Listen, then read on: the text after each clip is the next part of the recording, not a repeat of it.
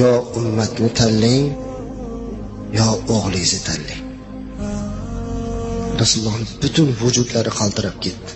Dod devordilar: "Ya Rabbiy, qarigan chog'imda bu qandoq imtihon bo'ldi endi. Ey Jabroil birodar," dedilar.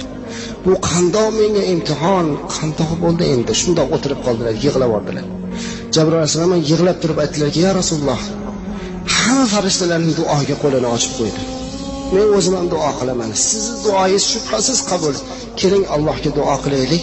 Siz olamdan o'tgan shu o'g'lingiz turib tursin," dedi. Rasululloh aytdilarki: "Shundoqmi ya Jabroil? Men o'g'limni umrini so'rashga kelgan payg'ambar emasman-da. Mayli, ya Jabroil. Men agar ixtiyor berilsa ummatni tanladim.